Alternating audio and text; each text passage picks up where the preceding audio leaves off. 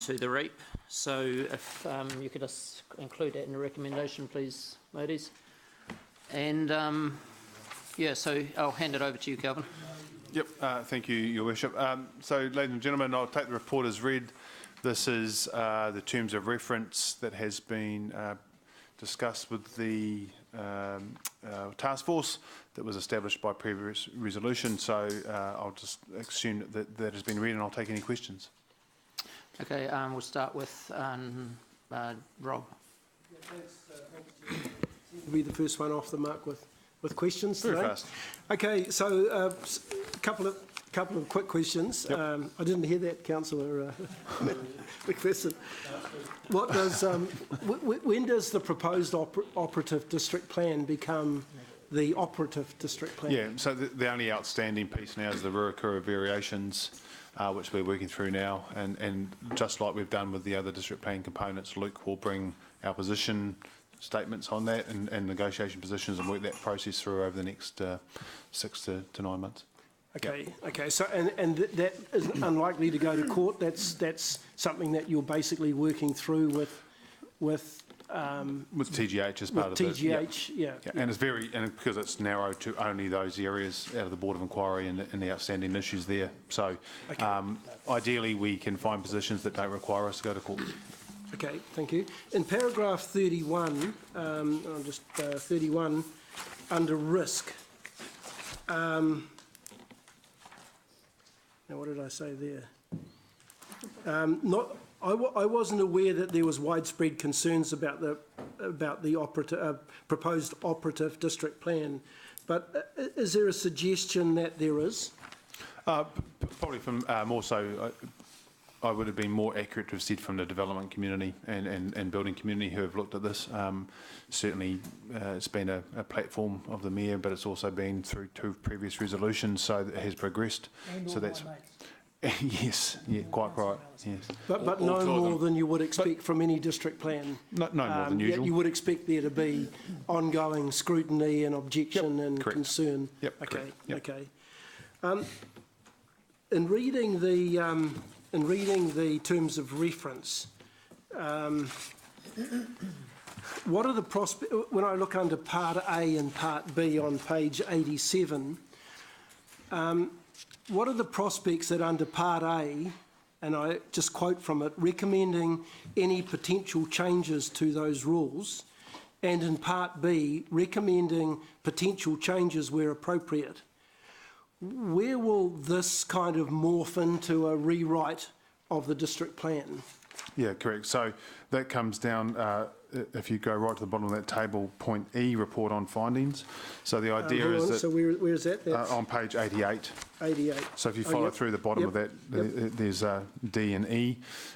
The idea is that there are 3 different work streams. One is the formal monitoring and evaluation. So some rules require formal evidence to be shown that the rule either does or does not impact on the environment as such, or on the ability to achieve the outcomes as prescribed in the plan. Some of that requires formal. Some of it, as in section B, are areas that we as staff, through the implementation of the provisional district plan at any one time, have listed, look, this definition doesn't match with this definition, this clause doesn't talk to this clause, this is unclear, so we've kept a list.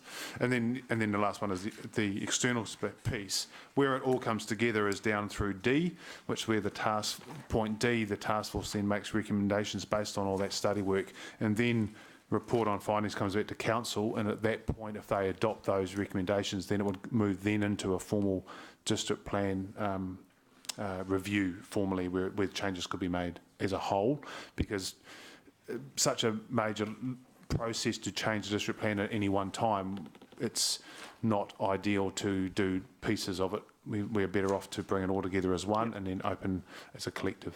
So there would be a good deal of evidence to support why the district plan in a particular area needs to be changed. Absolutely correct. By the time it comes back to council. That's exactly and there'll right. be examples to support why that part of the district plan isn't operating correct. Either effectively, efficiently or correctly correct. Yep. in terms with what was intended when it was developed. We have a legal obligation, Councillor Pascoe, to ensure there's necessary evidence. We can't do a change that's robust unless it's actually well founded in fact.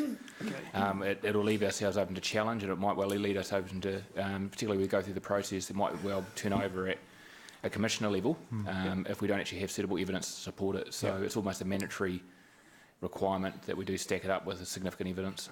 Yep.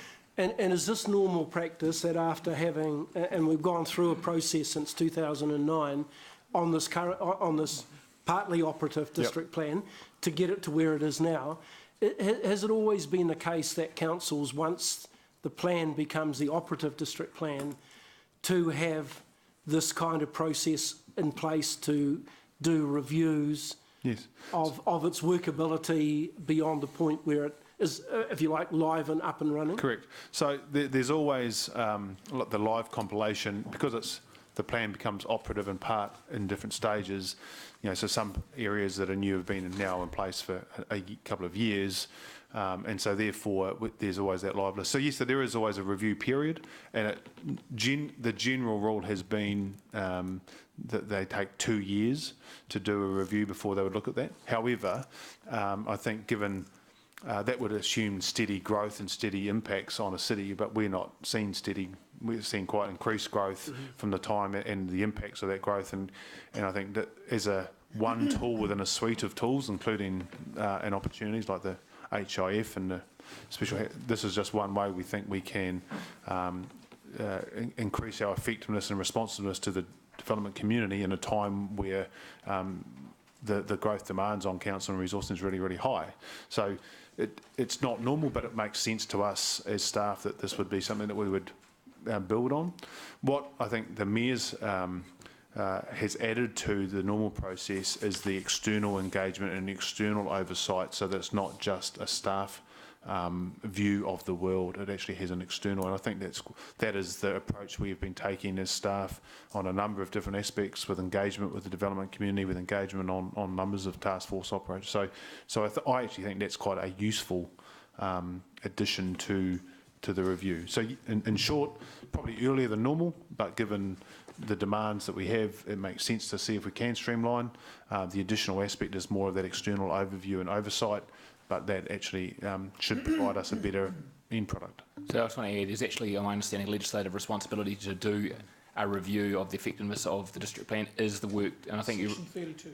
Thank you, Mr. Resource Planner. Section 32 of the Local Government Act, and Councillor Mallett has raised a number of times, including within the Audit and Risk Committee, when we're actually going to be undertaking the Section 32 review on the previous district plan, and what we always said was we're waiting for the operative district plan, the proposed district plan to become operative, and that's part of this. The second part of it is that if you talk to Deborah Sambart and if you talk to Lachlan and so forth, they've all got lists of items that, through the process of adopting the district plan under a significant challenge of time, have identified areas for improvement anyway, which they would have been requesting at some point that we bring back to, we had instigated a program whereby we'd review the district plan to improve those. So the intent was to achieve this very quickly. What we're trying to achieve is not necessarily affected by the rules and methods we put in place. There's probably a better way of achieving those outcomes. So as soon as we started this process, the staff said, rightio, here's a starter for 6, and Lachlan did the same. So this is a great opportunity to wrap some of that stuff, which will make the district plan more efficient in terms of where we're delivering it up as part of a more formal process as well. So our difference then is that we're not waiting the 2 years to do that Section 32 review. We're actually starting it virtually as soon as the district plan becomes operative. Is that a fair assessment of the timing of the Section 32 review?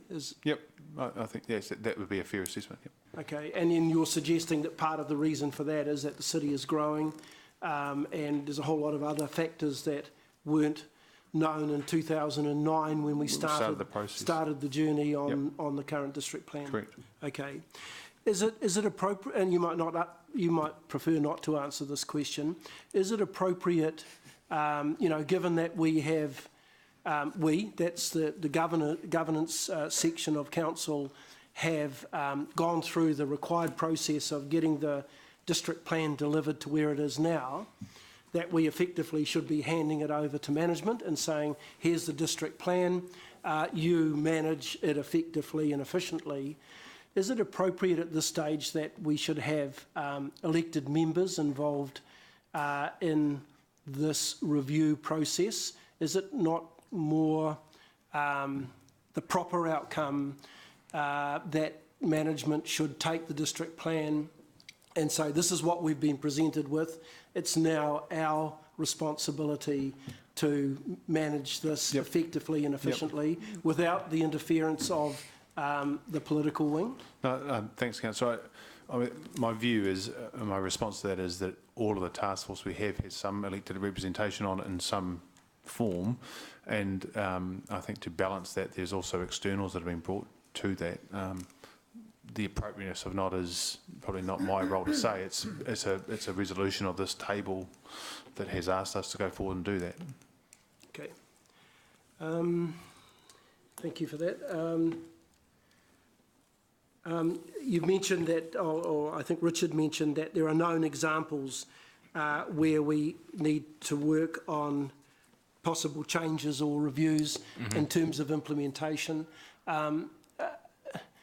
I suppose, are there some really good examples of some that you're aware of that would be at the top of the list for this committee, for this task force to get their teeth into? I don't have that list with me. There is a list.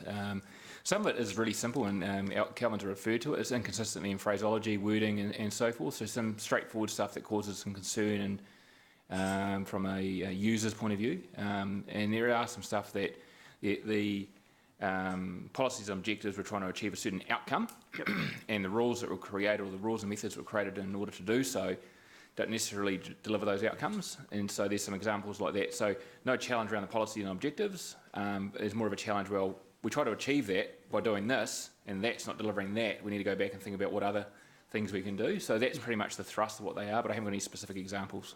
Okay. And the budget on page 89, just some scrutiny around that.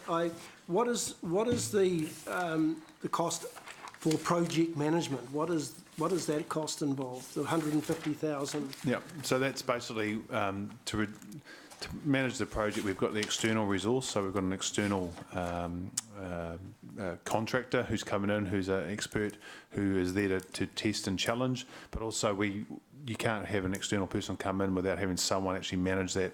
So we've done that as an internal secondment. So it's actually the cost of the internal secondment, and then having to backfill that role for us, because that's the cheapest way to do that, to actually have an internal project manager to run, to access the information, the data, to put the things together, and then work with the external resource there to then actually provide the technical evidence and the processes and the recommendations to the task force. Okay, so that and the internal costs of 100,000 further below should really be combined, because that internal cost, I assumed, was it can be the staff time. Yes, the 100,000 is more around the administrative staff time and actual project management of the staff who might be putting together the documentation in the lower order area. But it made sense for us to separate that out, to show that there's still a cost of having to second a staff member separately to that we have to backfill as a so that's quite a different cost to the 150 then. The 150 and the 100. Is yes, that one of the same? Or? No, they are different costs. Okay. Do you think the budget's sufficiently high enough, given that 3 senior staff are going to be involved in the task force? So if you take their hourly charge-out rate. Yes. So are you talking about Chris, Calvin, and myself? Yes. Yeah. So we haven't costed that in. No. You haven't. No, haven't costed that in. Okay. Because we're putting that in as whereas. If free, we were part of the project, free cost, is it? Yeah, so we're not saying we're free or valueless, Councillor Pascoe, but if we were put on as resource to do the work in terms of the legwork, we would factor that in. We're sitting around the table as effectively governance members on the task force as well. So we could also, if we were to do that, we could factor in the councillor's time as well, and that would again. Oh yeah, no. Yeah, so there's a reason it includes it. I understand that. I just have a concern that, whilst the 770,000 is a significant figure, I just wonder if there's enough there to actually, I can understand, having been on a district plan working group in the last term, the amount of work and the complications around the in-depth complications around the district plan, that, 770,000, while significant, may in fact be an understatement in terms of the cost? We actually, to be honest, we think it is probably tight, to be fair. But we've also undertaken to make sure we're as efficient and as lean as possible, and that's our challenge. I mean, if council wants to make a recommendation to increase our budget, it will probably take a bit of pressure off us, but we think we can do it from within that. Okay. And again, we want to leverage as much internal resource as possible. We've got... But that comes at a cost too, doesn't it? In terms of opportunity cost of that. It does. It does. Yeah. And we've done our best to put together a lean budget to reflect that. If you were to add the GM's time in it, and it probably is close to $1 million. Yeah. Okay. And so this is for 2 years. Is it likely, given that we're at the start of the district plan process, is it likely that this will be an ongoing cost for council beyond the 2 years, that we should be perhaps budgeting for $500,000 each year to not continue this task force, but continue the work that might be necessary on reviewing the district, reviewing and making appropriate changes to the district plan? We do have a budget for some of that. This budget, there's another reason this probably budget isn't, maybe we should have identified that, Calvin. There is some budget for some work along the line of this that we haven't actually included, which was probably the business as usual process that we're underway. And you probably find in the 10-year plan a few years out, we do have the cost of Section 32 review in there as well. Yeah, not sure. So we'll have to check that as well. So there is ongoing work. The other thing that this administration has indicated is the whole red tape and efficiency and driving things more effectively needs to be focused on. So I think after we're done stage 1 and we get into stage 2, there's potentially going to be looking at customer service, building consents and all that sort of stuff, which will have legs as well. Yep. At the moment, we have to bring those back as a separate budget.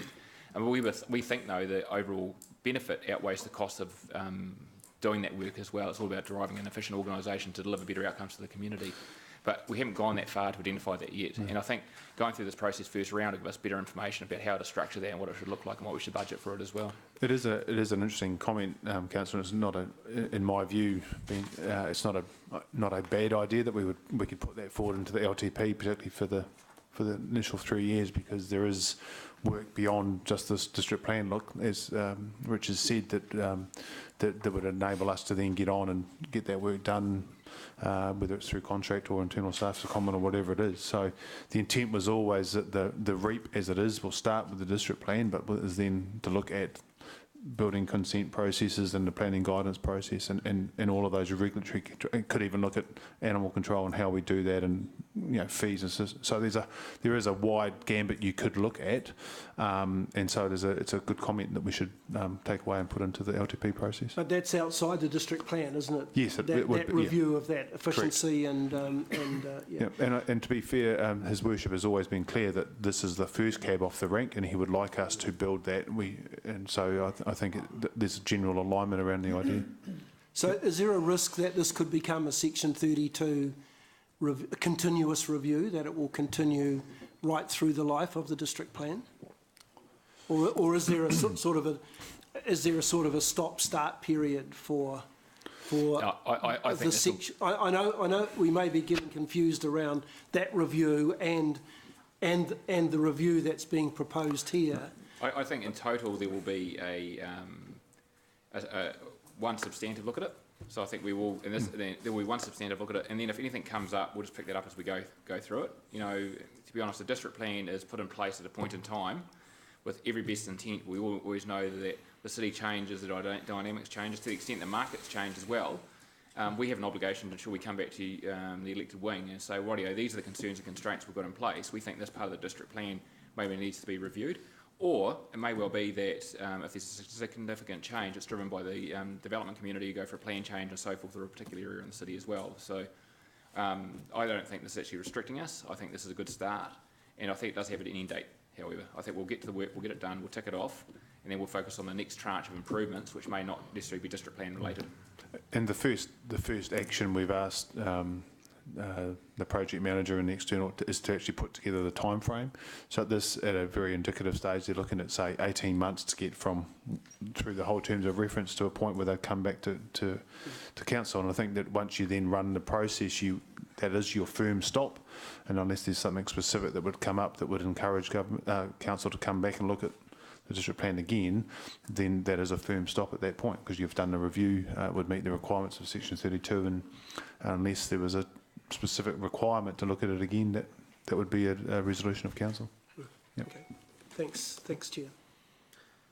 Dave, did you want to talk before you go? No, I can't. Okay, all right. Councillor Gary.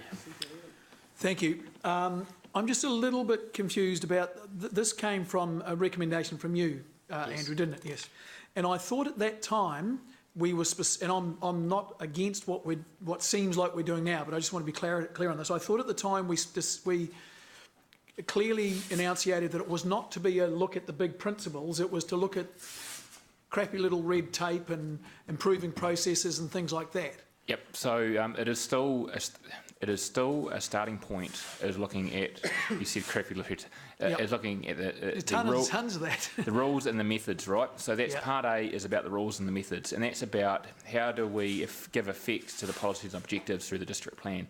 Okay. But part of the thing we're well aware of, that it may well be that when we come to it, there might be, under one particular policy and objective, a significant amount of rules and methods that have been put in place that aren't delivering any particular contribution towards the policies and objectives. It may give rise to review that policy and objective. So we've left ourselves open, and part B is, after doing all that work on the rules and methods, if we do need to go back and challenge that policy and objective, we can. But you've got to bear in mind, though, that we can't do anything without coming back to council to initiate a program of review anyway. Yep. So what it's going to be is we'll get a ton of evidence to support the fact that something's wrong here. Then we have to bring it back to this table to work out whether or not we want to respond to that or leave it as it is. Okay, because there is and it's sometimes hard to distinguish between the principle and the rules that you try to apply or to enact that principle. For example, hopefully this will help. You know, somewhere in our district plan we must say that people have a right to privacy. Now, by that I don't mean, you know, people can't bolt into your house, but you know, I'm aware of two-storey buildings where they're required to have opaque glass so you can't see your neighbours. Now, I don't understand what that is supposed to do, because if your neighbour's going to do something that he doesn't want you to see, he should just build a big fence, or if you're going to... Well, yeah, I was going to say, if you're going to run around naked in the backyard, good on him, but or her, hopefully. But you... Oh, sorry. That's right. We're in the PC world, aren't we? Yeah. So either that, or you run around inside your house and pull your curtains. But so my point is, are we concerned that opaque windows is the right way to do it, or should we just not even be bothering about that? Because what I'm told by the builders is yet we get our code compliance, have opaque windows or curtains. Then once we've got our code compliance, we just tell our clients that put up open windows. And so that is a big cost for the builders, and that's exactly the sort of red tape. But that's one of those things where is the principle wrong, or is the silly little crappy bit of red tape wrong? Yeah, and I can't use that it doesn't help as an example. Sorry, Councillor. Well, I mean the principle. But I guess your theory of what you're putting forward does. Yes, there might well be a challenge to the override. That's what I was saying before. It might be that what we've done with these rules really suggests that we've got all these rules trying to achieve an outcome that really we need to start questioning the outcome we're after. And so that is why we put in part B to not close that door completely. Okay. Because otherwise we do a whole lot of work, we come back with a recommendation to completely change all the rules, which is just basically shifting the deck chairs around, and the overarching objective or policy is still the Titanic should never have left the wharf. And that's what part B is about. It's not about a holistic, holus-bolus review of the strategy and the objectives of the district plan. It's about making sure we get the rules and the methods right, but at the same time having an eye open to where those rules and methods may collectively not actually achieve the overall policy and methods as well. And speaking directly now to the district plan, which is the first part, I know I've ranted and raved about our district plans is obsolete the minute it was implemented. And, of course, we've got the special housing accords, and all special housing accords is a way to get around our district plan change processes quickly and expedite it, because the district plan turned out to be wrong. The district plan didn't allow enough space for residential building, so we have to get this central government edict which says you can actually go around, do the special housing accord, and you don't have to go through this arduous, torturous process of doing a plan change. So that, and we've got another one which is the CBD stuff, which we had the other day, Gary, which is the question. yeah. No. My point is that I'm trying to identify what this thing, where it stops and starts, the terms and reference in here, because like I said at the start, I thought it was just because we bent over backwards to try and get it through, to say it was only going to look after the red tape. Yeah, so this is And it now seems to me to expand, which I'm actually quite delighted, but I want to be clear that that's what it is supposed to do. So it's red tape. So it is red tapes that it's focused on the rules and the method. And the rules of the method are specifically, give me an example of a rule, Calvin, or... You have to have opaque windows if you can see your neighbours. Yep. Yeah, look, Yep, heights of fence lines and different Yep. So, you know, fence lines or colour of your letterbox. colour of your letterbox, colour of side ends. Yep. So it's looking at the rules and the methods, right? It's not looking at zoning, right? So that the special housing legislation is going to look at that. We're not going to go challenge that. But all I'm saying, and we're not going out to completely challenge the policy and objectives, which is like the pinnacle strategic vision of the district plan. We're not out to challenge that. What we're going to do, what we're saying is that, hey, when we look at these rules and methods, which is the red tape, if we end up reviewing one, maybe there's 90 rules and methods under one policy and objective, and we start challenging 80 of them, we really got to sit down and wonder whether or not that The policy objectives objective makes Can I- sense. can I- So that's got to be the view. Can I draw your attention to point D in the table on page 88, because that's where it all comes down to, the recommendations. Staff will make recommendations to the task force that the PODP should be amended when evidence demonstrates that existing rules and methods add cost and delay to the planning processes without delivering actual resource management or urban planning benefits. So that's the focal point. The only room we've left ourselves is that where all of those rules and plans, to your point, actually add up to nothing, then why wouldn't we just either delete that objective or change it to make it more relevant? But that's the focal. That is the focus I think you're after. Because that makes this sound like quite a bit quite close to being a Section 32 review, because my understanding, I'm not an expert on this, but my understanding was a Section 32 review was not a challenge to the principles, but a challenge to are the rules and regulations we've got in here, or the mechanisms we've got in here, actually expediting that principle. It doesn't challenge the principle, it says as at the most efficient to achieve and the cost outcome. way of doing it. Yeah. Yes. So we're not. So this is not going to then say, you know, we should have an effects-based district plan rather than a activity-based district plan and things like that. And if you look at the way, which is a pity. You look at the way that's going to be affected. The resource on it will be going to look at files. Pardon? The resource doing the work will be looking at files, talking to people, getting evidence at that level. You know, it's all about those rules, those methods at that execution level. Yeah. And it's only when we, like Calvin said, only when the overall weighting of all those rules and a particular objective start questioning that objective, we'll actually then start looking at that and we'll question whether or not that makes the most sense. But that's only to the extent we've got evidence to support it. So in that situation, you would say we would then go into another process, which would be a possible plan change. No. Well, the first part of that process would be, does the task force think it's worth looking at? If they think it's worth looking at, does this council think it's worth looking at? And then there's a whole prescribed process through the RMA if you want to go down that whole track, which is really time-consuming. Significant. Yeah. And that's not what we're trying to do. We're not trying to add cost. What we're trying to do is make it... The ultimate goal behind here is what's captured in that item D, is to make this thing as efficient and cost-effective as possible for those that are trying to do business in the city. Which is a shame, because in actual fact, a lot of those silly rules and expensive rules and time-consuming rules and, you know, stripping people's property rights away aren't because the rules per se are wrong. It's because the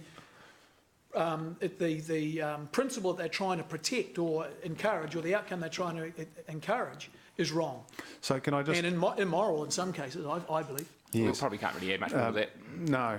What? All right, I'll shut up. That's right. Okay. All I was going to say is that remember that And you are formation now of going to say. No, yeah, bugger it. In the formation of, we've gone through all of the evidence to get to the point where those objectives and policies have been set, and now it's about the rules. And I think we're all viciously agreeing with each other that the starting point is the rules and the tools and the methods, and we would only then look at the next layer of objectives and policies where the majority of those rules and tools then show that they're not having any impact. But the only way we'll get there to determine that is where the evidence shows us that. So everything will still have to be evidence-based. It will still have to have that same level of rigour to then determine it. And as point D says, it then has to come back, task force have to agree for it, then it has to come back here to determine if you then take that step or whether you just adjust the rules and tools. So that's how it's built, and that's the intent of how to run it. Yep. Thank you. Councillor Inge. Thank you. I disagree with what you said, because wouldn't you start with, if you wanted to change something, don't you start with why you're actually doing it? Like in the hierarchy of the district plan, whether you agree with it or not, you set out what is the objectives. So that's the statement, the line in the sand, with this we want to do this, this and this. Then you set out some policies, and the template is the same for almost every page of the plan, and then you put how you're going to achieve it. But you start with the why.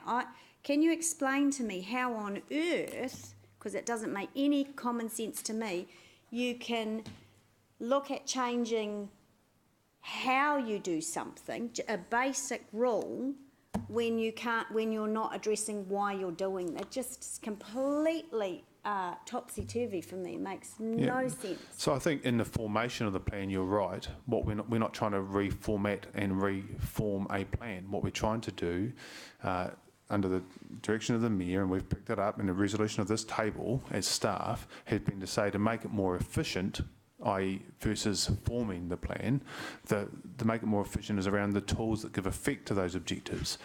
And that is the most cost-effective, time-efficient way to make things faster, streamlined. That's the intent of this project. It's not, we're not trying to set the plan. But how can you change something? How can you change step 3 in a process? Because it's not a process. It's not a process. There are rules around things. Let Councillor Angela finish her question. Certainly. Sorry, I jump in all the time. Thanks. Males do that, I didn't know we were in debate. What I'm trying to understand, so here's an example. I know that Councillor Mallett was reaching for one. So I've got an example. And I'm not that au fait with the district plan, but we have a general residential area, and then so that's a part of a chapter in the district plan. We set an objective for the reasons why we're calling it a general residential area. And we say the dominant activity is residential, so everybody builds their house. The next level down, we say our policies around that are, for example, not allowing a conference centre to go into a residential street. Then under there, we have the rules, which is what you're saying this work is going to look at, and that might say that the conference centre is non-complying. And that's the hierarchy of how it sits. So how do you address the conference centre as non-complying when you've got some elected members and you've got externals and you've got staff? What are you going to do? Are you just going to say, okay, let's look at the rules, because that's what the terms of reference say. Do we think a conference centre should or shouldn't be in a residential area, without understanding the why? Wouldn't you always, when you set policy and strategy and plans and any decision direction, always start with why you're doing it? I think, yep, I understand where this is potentially getting confusing. Okay, so firstly, going into this with our eyes wide open, we're making the assumption that the policies and the objectives stand. And are right. Are right. Okay. So that's our first premise, right? Mm-hmm. The second premise that and our zoning. And our zoning, we're making it right. So we're not challenging that strategic, or I'd call it the strategic framework of the plan. We're saying is right. What we're saying, the next level down to that is through, and we're not looking at every rule, by the way. What we're going to do is we're going to do an audit of files. We're going to talk to developers. We're going to look at timing and processing of consents. What held it up? Where were the frustrations? What did it look like? Narrow it down on those rules whereby there's been a challenge raised by a potential developer, or through our list of staff, some issues where it's not necessarily directly, where we can say, hey, that rule didn't deliver that outcome, and then look at that, see if there's evidence that suggests that those rules aren't delivering on that objective. So still holding that objective as being correct, but maybe the rules being put in place aren't necessarily delivering on that objective. and then challenge at that level. So it's not going off and doing all the work on everything. It's trying to focus it, assuming it's right. But then if we go down the whole track and find that a whole lot of developers are picked on all the rules under a particular objective, it may be that we have to sit back and then say, well, wait a second, because there's something bigger going on here. And then we go through the process you're suggesting.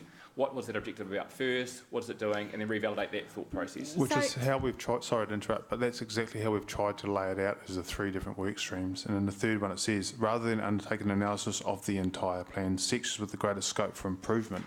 So we are, in its entirety, we are exactly trying to do as Richard's outlined, which is we're not trying to question the zoning, the rules and the question the policies, the zone and the objectives. It's that we are aware that even in the giving effect to those policies and objectives which are outcome focused, the things that you can affect that change that are the rules and methods. That's where the starting point comes again, because the intent of the project is to streamline and make more efficient, not develop. And it may well be that this doesn't change the rules and objectives. It may well change the tolerance by which we have to get a resource consent as well. So it might be part of that process aspect. Because a big part of some of the feedback, we've got to work through this, and it might well be a whole lot of myth busting.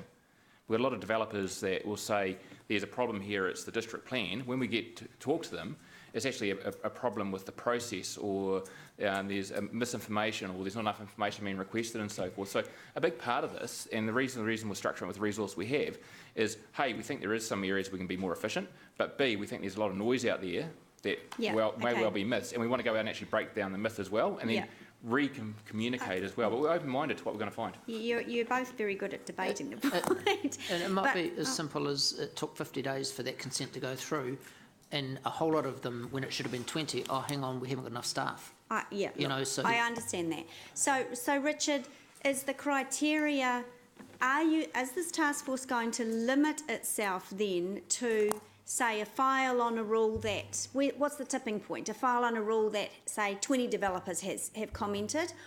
Is there that criteria, or is there, and, let's be honest, and with all due respect, both the Mayor and Councillor Mallett, and probably a lot of us, but particularly they've been very vocal and have those connections in the developers world. I wouldn't say anti-district plan, but it's probably fairly close.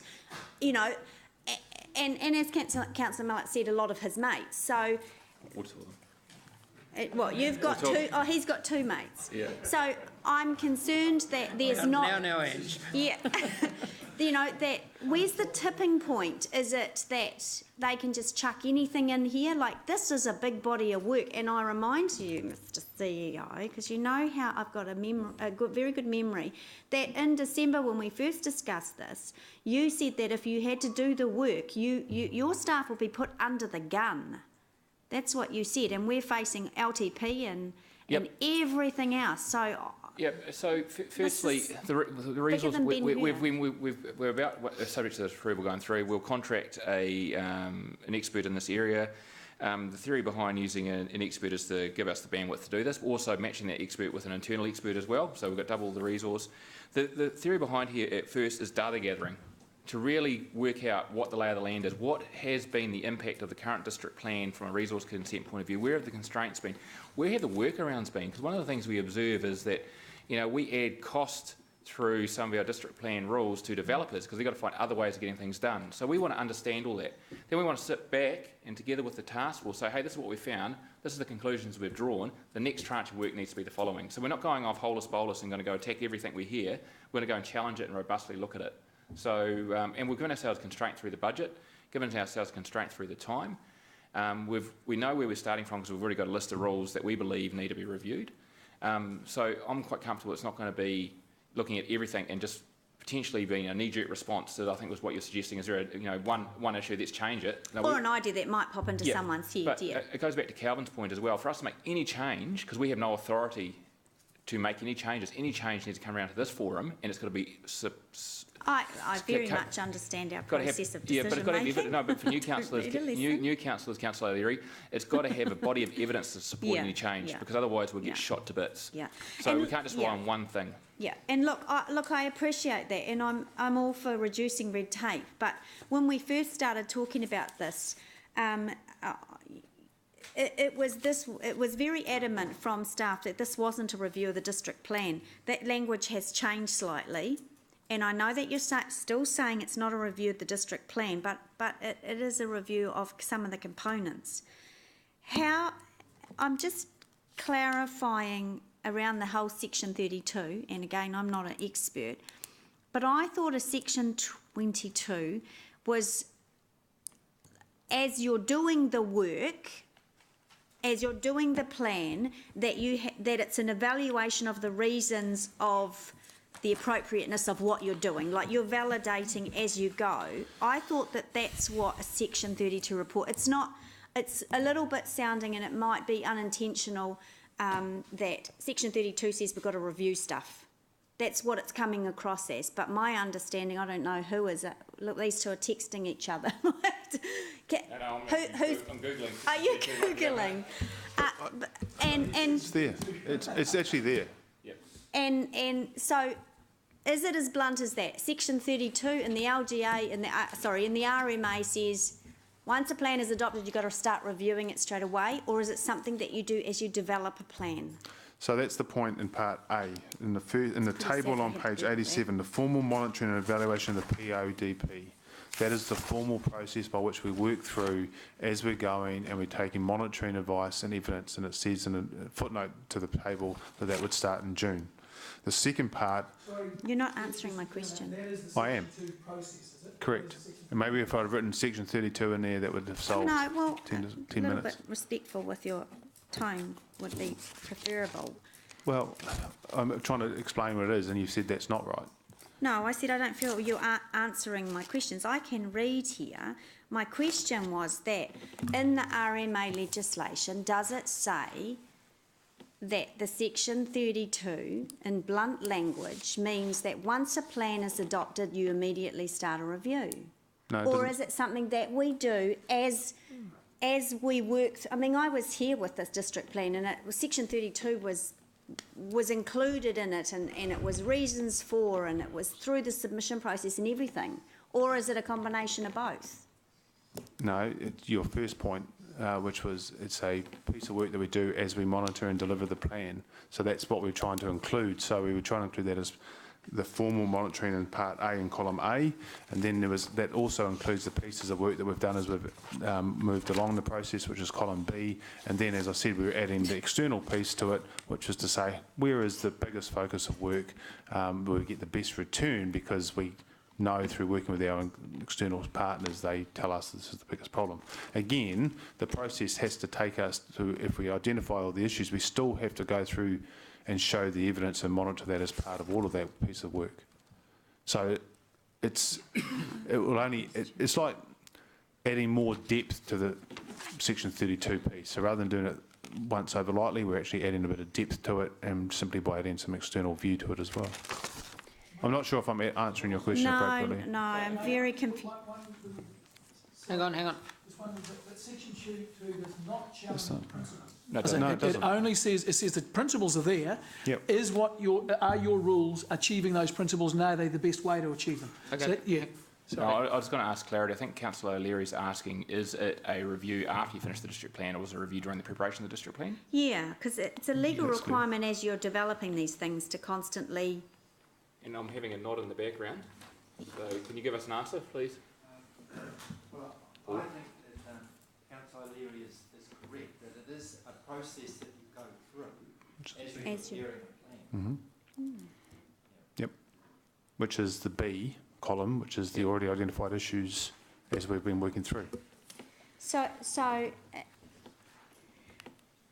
if it's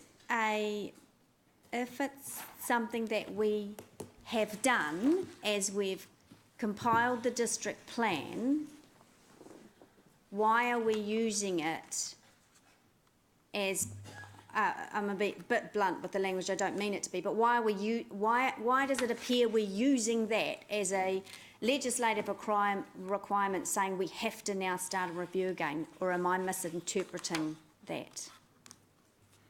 No, I think the way we've tried to form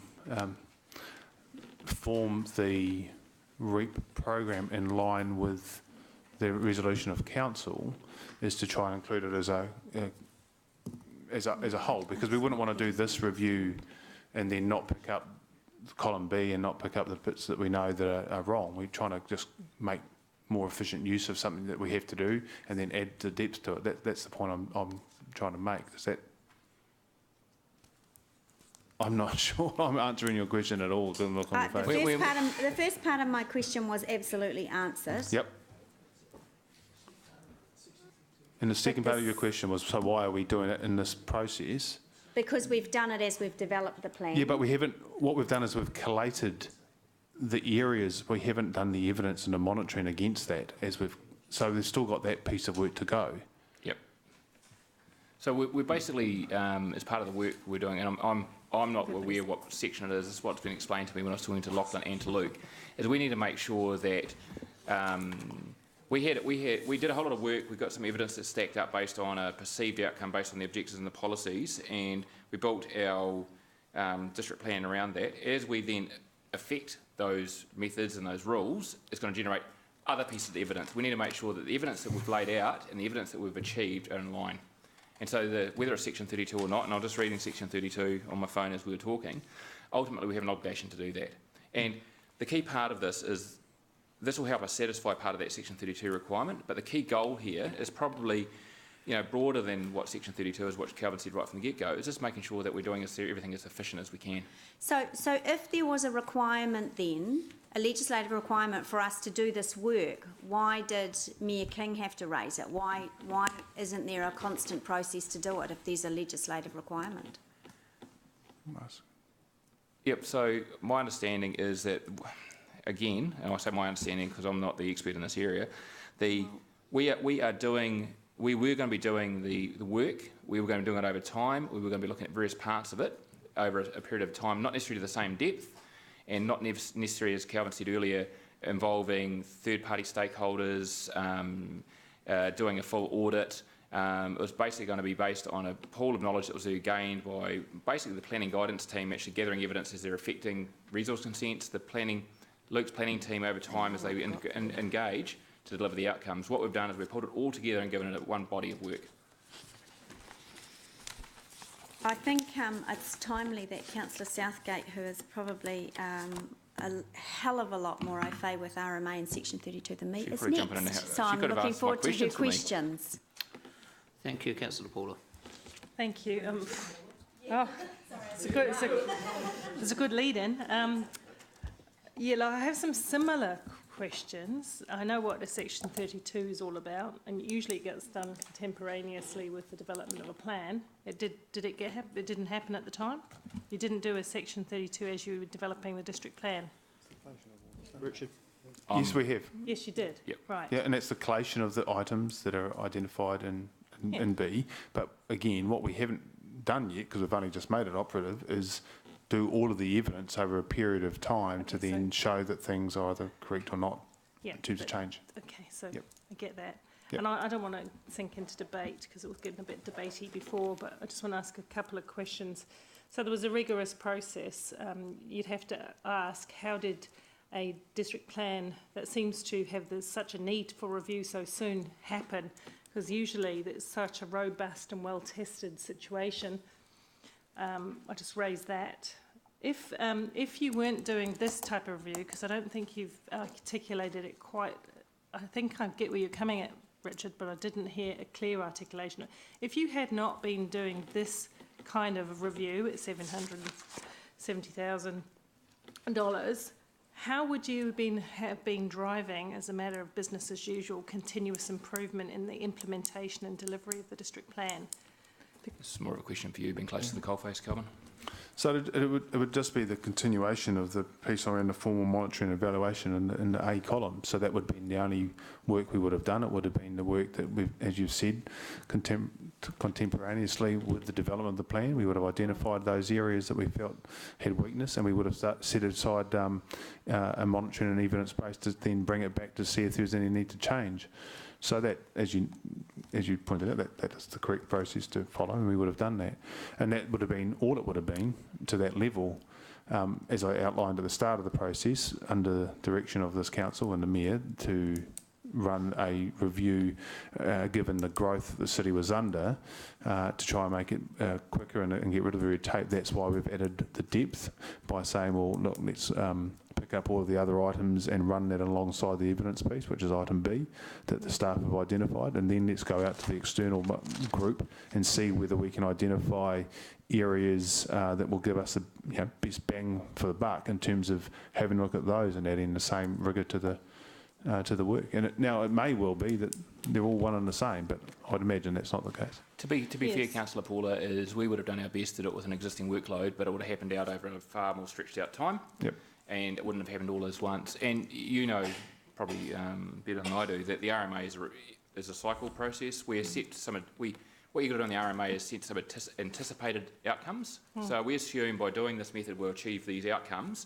What the RMA also requires us to do is then test to see whether if we monitor those outcomes we're expecting, are they being achieved? And that's what the Section 32 aspect is about. You're right, during the preparation of the plan, we assume these outcomes, we assume we're doing these methods, we have some anticipated results. Well, you can't actually see whether or not those anticipated results are real until you actually affect the plan. So that's what this whole process is about, is actually going through and testing it. And that's why we need probably 2 years worth of work on this to do it, because we need to actually monitor and track things through as well.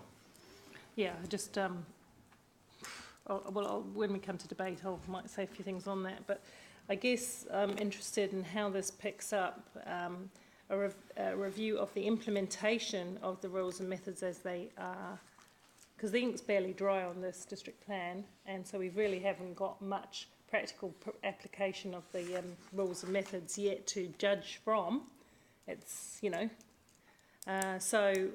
what I didn't see it in the terms of reference around how much of this has got to do with how a district plan is implemented and applied versus what the actual content of the rules and methods are.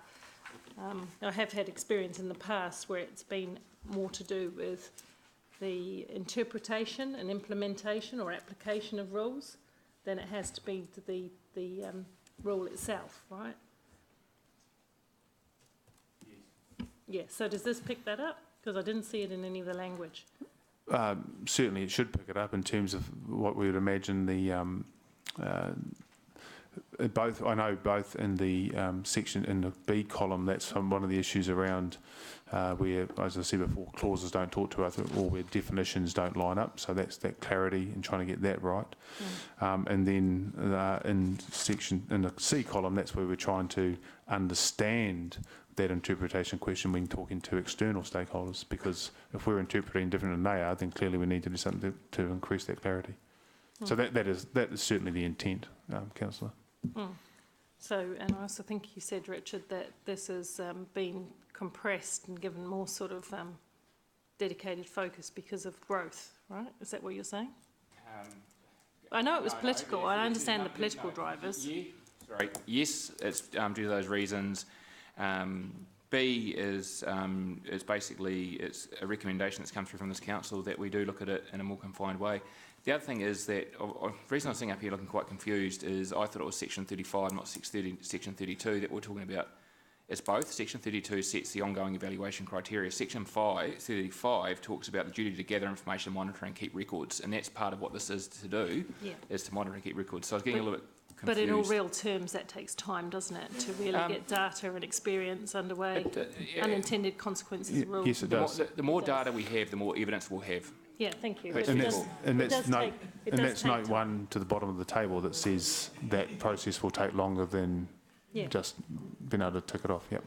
Okay, so the last thing is that even if you went to more of an effects-based and less emphasis on the rules and methods, that can still hold up things as far as consents go. I mean, I'm a seasoned understander of a Resource Management Act, and I tell you what, an effects-based regime like the Resource Management Act does in fact bind people by time, especially when you have to start approving whether proving in some way whether it does or does not have an effect. It can tie up people for months having that debate, whether they're an affected party and all that hoo-ha. Correct. So that wouldn't necessarily. Just last question.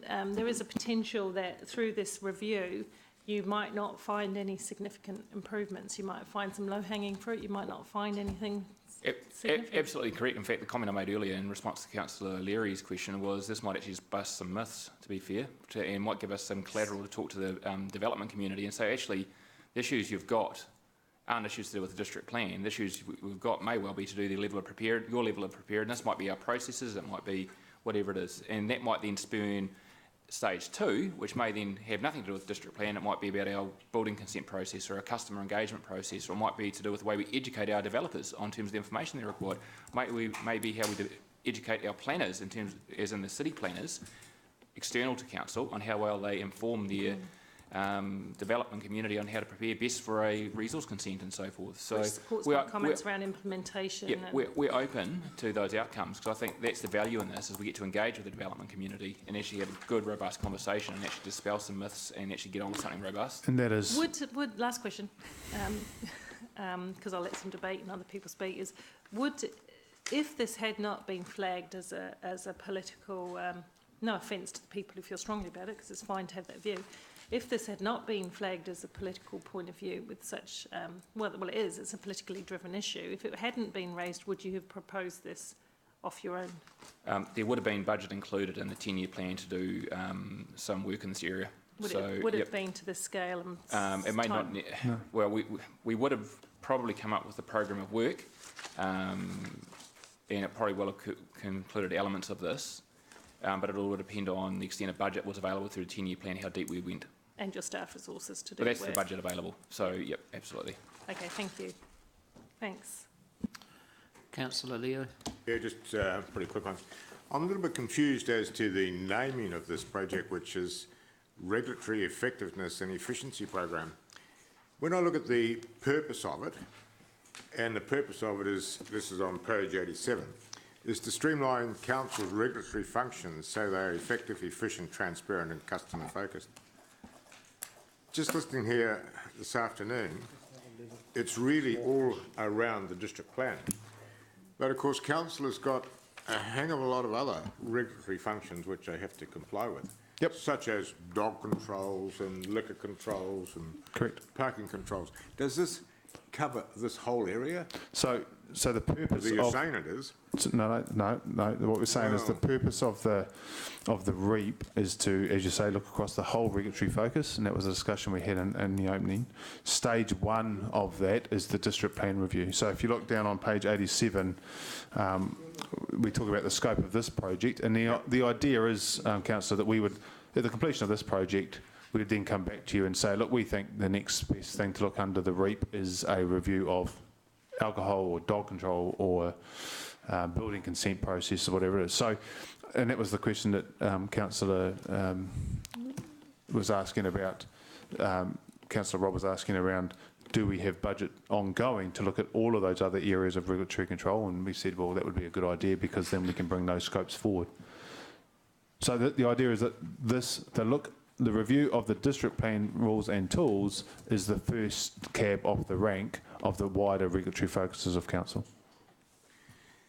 So what if a regulation and that is imposed by central government, where we've really got no control over? What are we going to do about that then, under this purpose? No, so it would only be around the regulatory controls that council have specific control over. Yep. Having said that, Councillor Turman, is one of the things we're starting to be more active with is feeding information back to central government, where we believe that there are better ways of achieving outcomes, and that's not to do with this project, but in other areas we've been more vocal. We're sending people down, including councillors, down to talk to submissions to select committees. We're through the mayors and other councillors maintaining relationships with central government ministers and so forth. If we identify through something here that we could just make things a lot easier by actually getting the legislation changed, we will still do that as well, but don't expect that to happen quickly or as part of this project. But also within this, if you look at this project, Part B talks about the customer processes. That's like, the idea of that is that we do this thing called customer journey mapping. So if you come into whatever process you have for whatever regulation it is, can we make that just easier? Can we make that simpler? Can make the forms simpler? Can we make the language easier? So there's also that process side of it from a customer view that we haven't talked about, but that may be all we need to do for some of those other regulatory pieces you're talking about. It's not necessarily change the regulation, it's just making our application of that simpler for people to apply for a liquor licence or for a dog, whatever it is. Yeah. So there is that aspect as well. So I'm just wondering whether or not the purpose of this is correct then.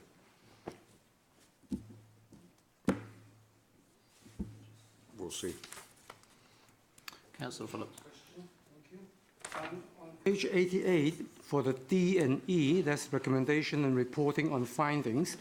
So the task force, the REEP, going to report to council recommendation or any amend or changes to the PODP. And then if council determined to initiate a plan change, so could you tell me usually when you initiate a plan change, how long will it take and how much would that cost?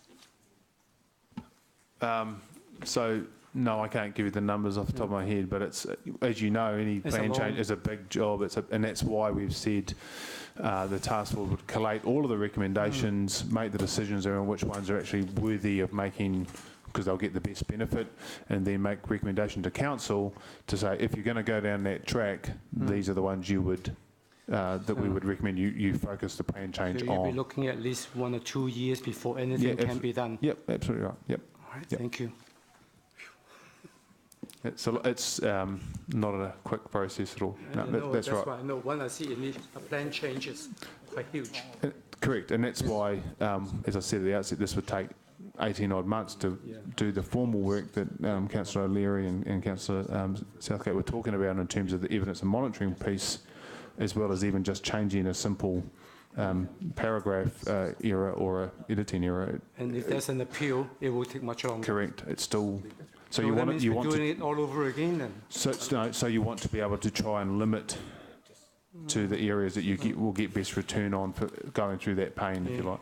Yep. All right, thank you. Yep. So I'm aware there's already pages of things that we're aware of that we want to change, that we've picked up internally, that staff have picked up in the plan. This vehicle here would be used to correct those things, to do a variation to bring those things into line. Correct, and it would make sense to group them all up with other more substantive pieces. Correct. So we know there's enough wrong already just through staff to have to actually go through. Correct, and they may not. A variation anyway. Correct. There may, as I said before, there may simply be clarity around definitions which don't require evidence, but actually just around clarity pieces that would make things a lot simpler in terms of the interpretation piece that Councillor Southgate spoke about. So we do know those things exist because, as you know, it's a massive document. So you can't always pick up where those correlating bits of clause may talk to each other and do that well. So yes. Councillor Paula. Taylor, that if you start reviewing aspects, if you get to the point where, other than small amendments, you get into something where there was originally the debate was quite big and involved, then that could at some stage trigger more costs and more time involved, because you've got multiple parties who won't see things the same way, which they didn't when the plan was developed. Correct. So that's exactly the point of the task force bringing a recommendation to council, and then council making a decision about whether they would want to go through that level of pain around certain points, or whether they would just say no, it's just the administrative things to make. That's the whole idea, that there's a step process to decision making in terms of coming back to this table to then say, yep, we think that that's substantive enough to go through that, and then yes, it would incur, and we've made the point in the budget that this budget doesn't cover off those costs required for any plan change. Yep. Okay, so I've moved a recommendation. Have we got a seconder? Councillor Jeff Taylor. All right, so we're going into debate. Finished, Paula, sorry. Yeah, I finished my questions. Thank you. Councillor Rob's up first again.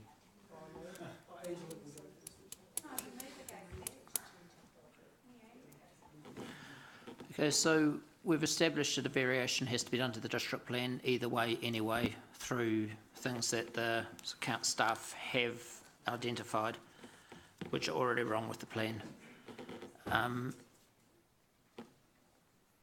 everybody's blaming the central government and the RMA for things that are wrong and making it hard to do business and making it hard to move forward, and the costs that are involved in time delays, when I think it's time that we actually looked at our own rules and our own district plan and cleaned that up first. And it's very easy to blame central government, no matter which colour the government is of the day, for the RMA, which is clearly locked into legislation, when we have our own plans and our own things that are within our control that we can look at in the first instance.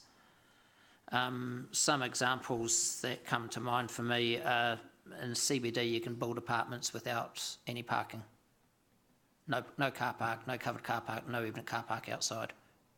The height of retaining walls, where we've heard over the last 3 years in this council where developers have put in retaining walls, because they're over 1.8 metres high, they're not allowed to put a safety barrier at the top of the 1.8 metre high retaining wall if the neighbour complains, which means they've got to cut their retaining wall down, which means you've got rows of houses that have gone in that have had to have their sections cut at 45 degrees so they could put their safety barrier on the top, which basically means they complied with the rules, but there was nowhere to put the trampoline or no flat area for the kids to kick the ball.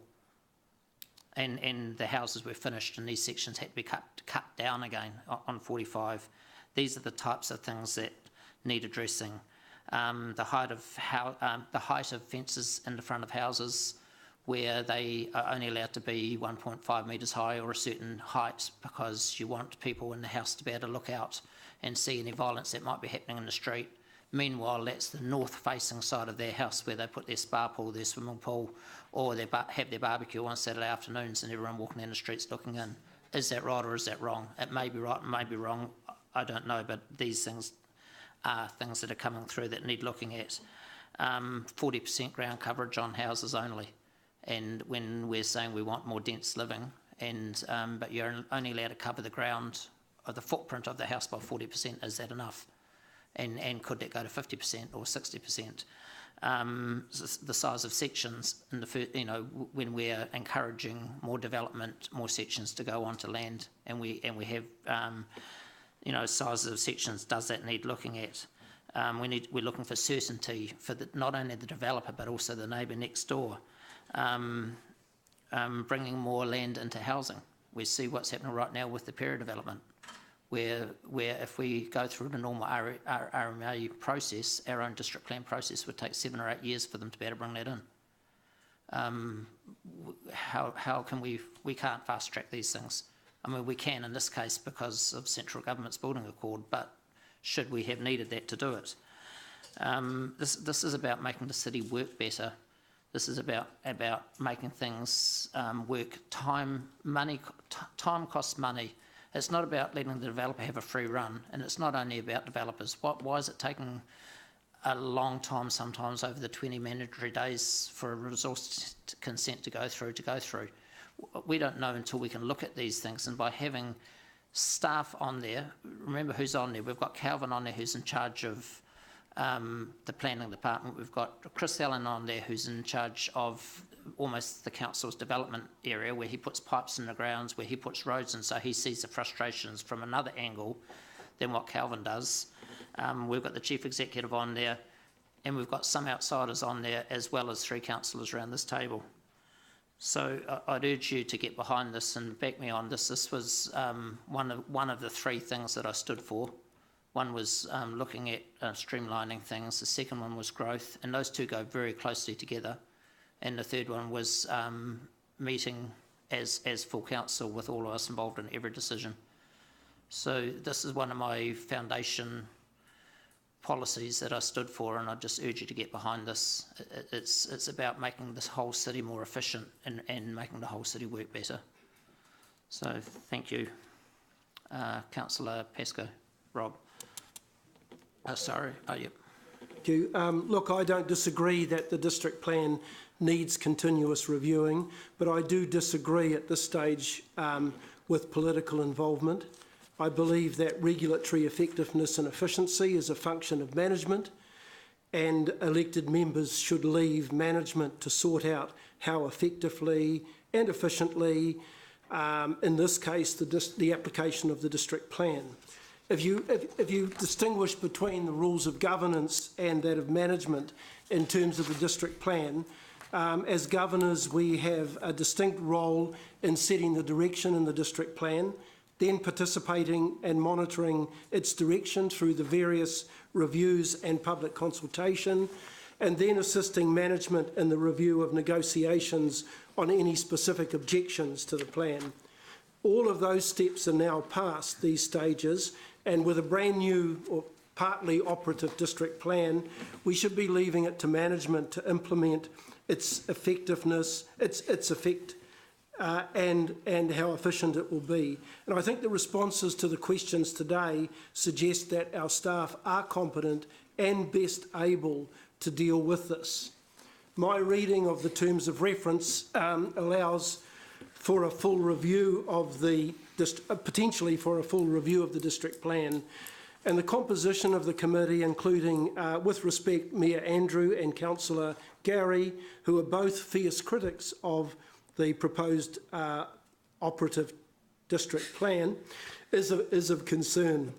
Further, the unknown at this stage component of the external members who might be drawn to the committee by self-interest also potentially is a concern. And I think given that the task force will be appointing those external members, care needs to be taken to make sure that those external members do bring to the table the required help and information that the task force will need.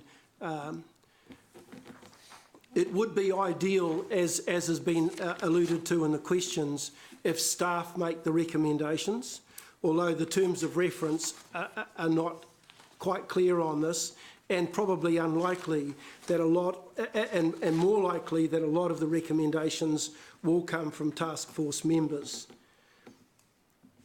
It follows then that the review is best undertaken by management, not involving elected members, and decisions then being made by elected members when those changes have been identified and brought to council. Thank you. Councillor Ange. Thank you, Mayor Andrew. I think just to clarify, at the beginning, Mayor Andrew, you said that we have just identified a variation as needed to the district plan, but I don't think you were meaning, I think you were meaning just changes in general, weren't you? Because an actual variation is a specific plan changed. Can I just, is that what you were meaning? Or, yeah. Yeah, I thought so, because I hadn't heard anything from the staff to say there's a particular thing we need to attack and it's going to result in a variation for newly elected members is a plan change and a massive piece of work. I don't think that's where you were going. Look, I'm not satisfied with the answers that I was given. I do support red tape being reduced, and Mayor Andrew did campaign on that, and I was supportive of that. But when I questioned staff in the December meeting, I was assured that this wasn't a review of the district plan, but it is sounding more and more like that. And the terms of reference, I think, have left it very wide open for doing. You might be doing it a different way, but it feels like that's what it is. And Councillor Mallett might not be happy with what I'm about to say, but if that was the will of this council, to actually, if we'd had a conversation and brought newly elected members up to speed with the pillars of the district plan, and that's where the will of the majority of this council was going to go, was let's start a big project and review the whole thing, I would have supported that. But we didn't have that, and I thought this project was about cutting red tape and making it easier to do business with us. And Councillor Tooman highlighted some of those other things through his questioning. This has a massive financial cost, and even though the report has said estimated 770,000, the CE has said it's possibly going to be look more like $1 million. So I think we're approaching this in a topsy-turvy way. It's completely illogical to me that we would start with looking at roles. It's just not, it goes against everything that I know about setting policy, and as governors, that's exactly what we do, and we should always start with the question of why are we doing this? So I get that, hopefully, from my questions and answers from the CEO, that it's not just going to be pie in the sky random ideas, that you're going to go through the file box and look at what's being raised, and possibly there's a stick to some kind of tipping point there, but it just doesn't make any sense. And I just feel like, why are we trying to fix something that isn't broken when we're ignoring a whole lot of things that are? This is a big ticket item, and I don't believe we're going about it the right way. I think because of those reasons that I think the project is in danger of ending up with a plan that has elements that are inconsistent, simply because we're going about looking at rules rather than why we're doing things. And I don't think any of us want an inconsistent plan, because boy, that's going to create a lot more challenges for the development community and for us as governors. It would be a nightmare. So look, as the projects come forward, as the recommendations come forward, I'm always happy to be proven wrong. If we can find a better way to do something, then I will support those projects as they come up individually. But in principle, I think we're approaching this the wrong way, and it's a big ticket item. And I have similar concerns as well around what Councillor Pascoe said. So yeah, good luck to the task force, and I look forward to being wrong, but I can't support it at this stage in the process and the principles and how we're approaching it. Thank you.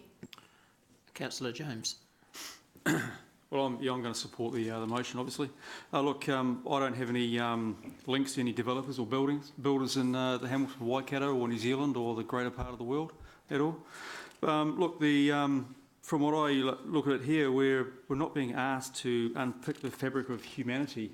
It's something that's coming towards us where the REEP is designed to identify problems in our plans or in our processes, and it's there to assist in getting things done, to actually get Hamilton into second gear and out of first gear where it is at the moment. Most of New Zealand is embroiled in red tape where you can't get anything done. There's nothing more frustrating to homeowners or builders around and having to deal with a massive red tape just to get a simple job completed. Let's look at cutting some of the red tape, which only assists in making things oppressively complex and harder, and prevents action or sensible decision making when it comes to bits and pieces that we do or developers do or builders do or even homeowners do. So I'd like to give this a chance. Councillor Paula. Thank you, Mr Mayor. I'll be voting against this, not because I don't believe that there should be continuous review of plans, and especially in terms of implementation and best practice, I do. I guess what I'm not going to support is a compressed and costly review of a plan or parts of a plan on which the ink is barely dry. I understand it was a political issue, and I respect people's right to have that political viewpoint. But what happens when expensive planning regimes, and let's be real, the development of the district plan was expensive, it always is, and complex, are open to review the instant that they're complete? What happens then? That's possibly a flaw also in the 3-year term of councils, where that sort of thing is a high risk every time you get a new council in or a new change in leadership. These kind of things can be topped over. That's probably why these plans have long planning horizons, like 10 years, for good reason. Look, I'm not saying it's perfect, but I believe it'll take time and monitoring. And as I say, it's about the compressing of it. With this budget, I think that, what else have I put here? I do think this should be done in the course of business over time, which Richard explained in his commentary would have happened to some extent. It would have happened, you would have done stuff in-house to ensure that Stream A, Column A, was undertaken over time. So I'm actually pretty supportive of Column A, and I would see Column B being something that would gradually come in over time as you rolled out the plan, and you could see where the strengths and weaknesses of it were, and if there were any unintended consequences. It's far too soon. I believe Angela made a pretty good point in saying that we haven't really had the base discussion around the district plan in any depth that might have made this more comfortable for me. I'm aware of the political viewpoints, and I'm aware that there are a number of people who want to reduce red tape and get things working more effectively, and they went out and they actually promised the public that it would be so. I understand that. But I would have liked to have had a deeper understanding of the drivers around the district plan in the first place, and we haven't even had a proper presentation in a workshop or anything on the district plan as it currently is, how it was derived, what the principles underpinning it. Looked at it, read parts of it myself, but I think this debate could have been had ahead of this decision today. Just remember, of course, that we've got the LTP coming up. We know that there are going to be a lot of requests for money in that process, lots, and we've all got certain things that we value more highly than other people. We're going to have to consider how we spend every dollar, given that growth is so huge in this city, and what we can and what we can't do. So I'd rather have done the work where we fully understood the district plan, how it was formed, and then in the LTP workshops discussed whether applying any additional spend to a review of parts of it would be necessary. So it's a matter of not being pushed into this decision today with this budget of 770. Yeah, and I'm pretty confident that I think the numbers are probably in favour of this motion, but I'm pretty confident that if the motion was lost, that a lot of the work under column A would be initiated anyway. Okay, thank you. Councillor Gary. Thank you, Andrew. What Paul is saying, this thing, the ink's still dry. Just checked with Angela, and she's pretty sure that this work on this district plan started in 2009. So we are talking about, you're right, a really long, elongated process, which started 8-9 years ago. So a lot of this, the finalisations might be recent, but a lot of this is thinking that was almost 10 years ago. I don't know how many people were thinking about driverless cars then. I don't know how many people were thinking about the decline in retail in terms of internet shopping, all that sort of stuff. An awful lot has changed in that short time. So this ain't no baby, this district plan. It's been around for a long, long time. Second, I queried last night, Andrew and I had a bit of a chat on the phone last night about this process, and I asked him about the $700,000, and it's a hell of a lot of money. It scares me, actually, that's much. But I can tell you, and I'm absolutely sure, that if we cut out some of the red tape in this, district plan, the community, not the council, but the community, in terms of sped up projects, less cost, would recoup that in a couple of months. You have no idea how many people are paying $5,000 for this report, $7,000 for this report, $15,000 for this report, because they have to get so many things, so much red tape done to get their development underway. Simple things, renovation of houses, putting up a fence, all that sort of stuff, and that's the cost of the community. If that work didn't occur for our council staff, we would be able to, dare I say it, shed a few staff or automate some of our processes. So I reckon we'd recoup that $700,000. We'd still see the $700,000 in line over the 2 years of the project, but the community as a whole would be advantaged significantly. And I want to thank Rob for his endorsement of Andrew and myself. If you want two guys who are keen to cut red tape, if you're after people who want to cut red tape, why would you look anywhere else? I don't know, that was a beautiful endorsement, thank you. Point of order, Chair. My comment was that they were fierce critics of the district plan. Of the red tape in the district plan. Councillor Leo. Look, I can understand that let's make it simple, let's make life simple. But my concern is, of course, the makeup of the task force. Here we've got a group of 10 people.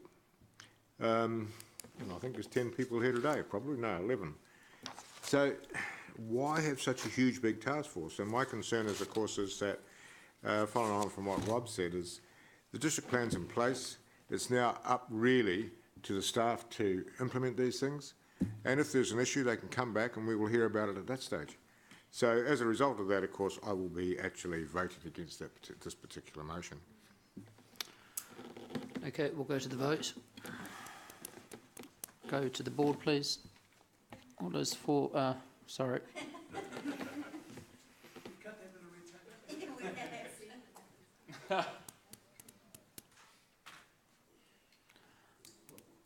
The motion is lost.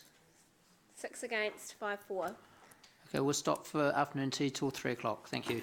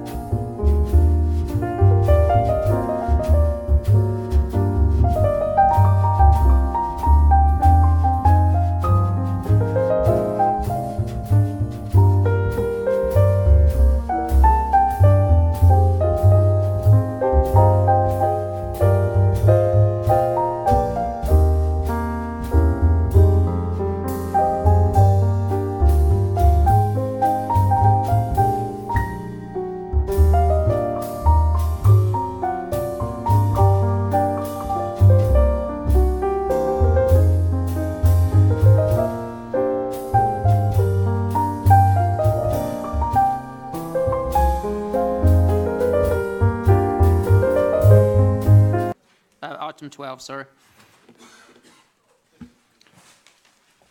Right, what I'm presented to you on the agenda item is a draft submission on the Ministry of the Environment's consultation document called Clean Water. This was circulated a couple of weeks ago, and members of the council had 6 days to provide any feedback, and I didn't receive any, so I'm not aware of whether there's any particular issues with that. With the draft submission, I just make the point that the submission content is consistent with the council's recent submission on the regional council proposed regional plan change, the Healthy Rivers plan change, and it's also consistent with Hamilton City Council's strategies and plans. So that's all I wish to say at this stage. Okay, so no questions. Do we have a mover? I'll move. Seconded by Councillor Casson. Question from Paula. It's very good, and just to remind Council that I sit as your representative on the Central Catchment Committee. I noticed a little bit of commentary that was probably quite correct around the role of regional council, especially in respect to the standards around swimmability. And I also noticed in paragraph 7 some comments around the Lawa and better monitoring on water quality. And if it's the desire of council, I haven't really had a chance to discuss this with Chris, but it's something that we could raise in the Central Catchment Committee to get their awareness around, or I could broker a conversation with regional council around increased monitoring, because there are very few sites within the city presently monitored, because they have a whole suite of monitoring across the region, of course. But if we feel strongly enough that we need a little bit more data within the city itself, we'll probably have to engage them in a conversation about it.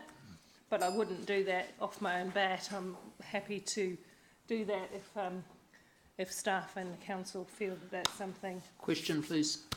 I'm asking you if you want me to talk with the regional council about their role in water monitoring through the city.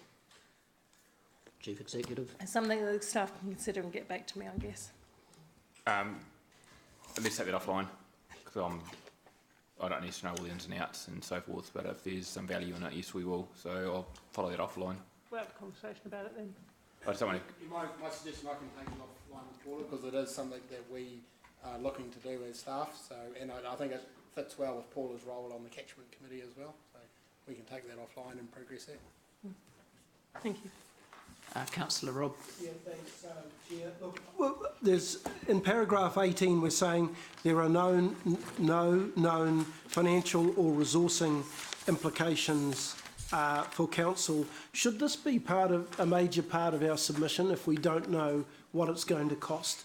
And we should be sending the message to government that there could be, given that unknown cost, it could be a significant burden on our ratepayers.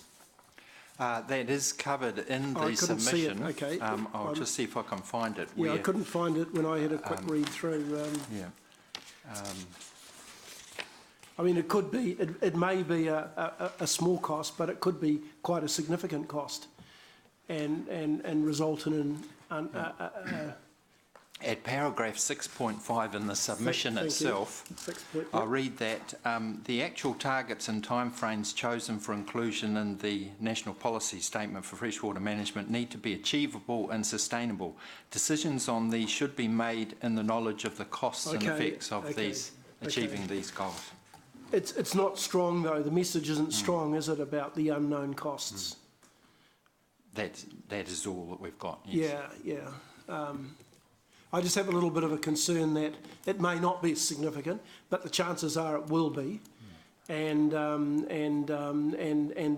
cost might be something that we might find intolerable as far as our ratepayers are concerned.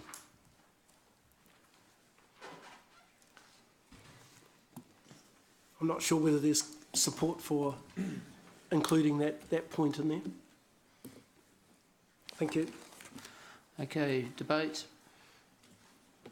We have moved, haven't we? Yep. There's no debate, so to the votes. All votes on the board.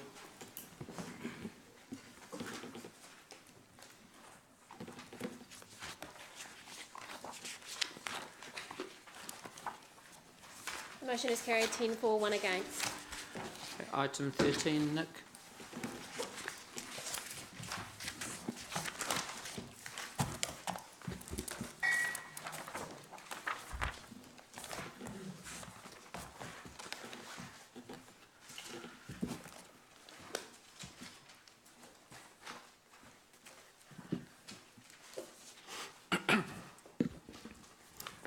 Hey, thank you. This report here is an item that was deferred from the 4th of April Community and Services Committee. The report is presenting the action list in a different format as requested at that meeting, and so we've attached this as a one-page that also includes some indicative timeframes. And one thing I'll just mention to do with the timeframes there, we've mentioned that there are a number of these that are delivered within existing budgets. Item 5 is one that's currently unfunded. So we've given some indicative timeframes, but that is all dependent on whether or not it's funded in the 2018 10-year plan.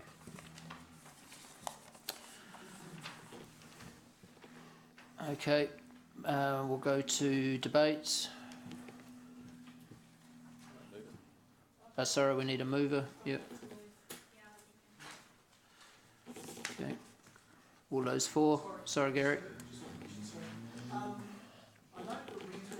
Is 364,640 bucks, which works out to $70 a week. Now, I appreciate that this is a strange thing, and I understand the person in residence, or whatever they, and what's the right, writer in residence or something? is it? They have had arrangements like this in the past, but this is just a standard private tenancy agreement. Oh, so this isn't one of those things where people could expect, the tenant could expect people to come in and I want to have a look around Beale House? There is an expectation of that, but it's not a residency like they have had in the past where there's been a historian in residence, a writer in residence. Oh, okay. But it is a subsidised rate, and the person is a subject matter expert, and there are expectations about, in particular, the upkeep of the medicinal garden out the front of the house, which this is an area that the tenant did her PhD research. And there's also an expectation around allowing public access, which is a mixture of formal bookings, but also informally that she does get quite a few people that see the sign out the front, which gives some history of the cottage, and then some of them just go up and knock on the door and have a chat. So she does provide that as well. Okay. Who pays the power and things like that?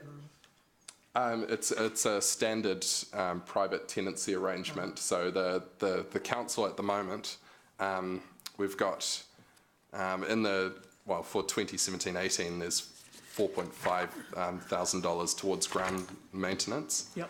And that is primarily to do with the hedges and the exterior, not things like the mowing or the garden itself. Okay. I mean, I just know that $70 a week is very, very subsidised rent, and my understanding it's not a ramshackle. You know, It's not a hell of a lot better though. Yeah. Is it not? I've never been. I've looked at it a number of times. It is quite run I was in the review, Gary. It's pretty cold and not flash. Is it? Okay. But that was a point. House, Yeah. That was a point that the working group noted at the time, and it was noted for staff, especially if looking at if there was a change in tenant at some later date. That's one thing that could be looked at. Okay. Thank you.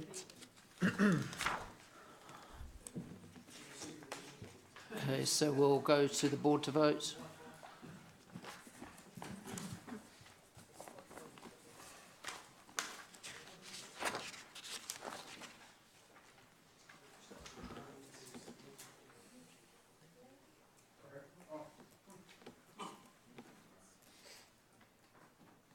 The motion is carried unanimously.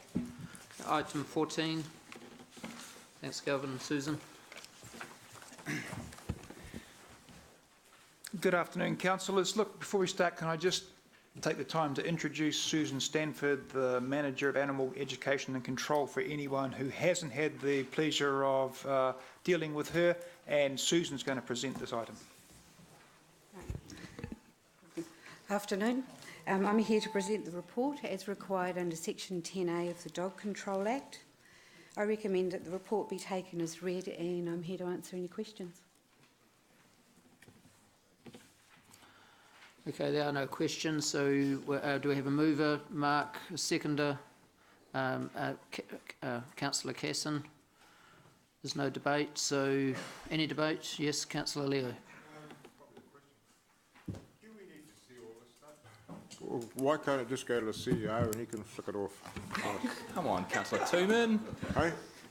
Well, you know, it's probably interesting to see how many... Excuse me. Sorry. If you just look, part of the recommendations is that it goes to the CEO in the future and doesn't have to come before council. Oh, okay. So I take that your vote yes? Yes. Okay, I think we'll go to the vote on this one. All those for, raise their hands. Any against? Carried unanimously. Thank you. Okay, we'll now move to go to public excluded. Moved by Mark, seconded. Sorry, Will. Item 15. Sorry, a bit keen there, guys. Okay, Leanne, we'll hand this over to you. Thank you, Mayor Andrew. Elected members, this is simply a request that we include some additional text in the terms of reference for the Finance Committee to address an oversight when the governance structure was developed. There is an implicit but not an explicit term of reference that allows the Finance Committee to operate in similar ways as it did last particularly with respect to the approval of expenditure on behalf of the organisation. So happy to take any questions with the support of the CE and Councillor Mallett if need be. Thank you. Okay, there are no questions. Do we have a mover? Councillor Robb, seconded by Councillor Gary. Debate? There's no debate. We'll go to the vote. All those for? Any against? Carried unanimously. Thank you. And now we'll move to go to public excluded, which we'd already had by Mark, seconded by... Anyone want to go to public excluded? Thank you, James. He wants to go home. Okay, nothing you want to talk about before we go to public excluded? Okay, all those for? Any against?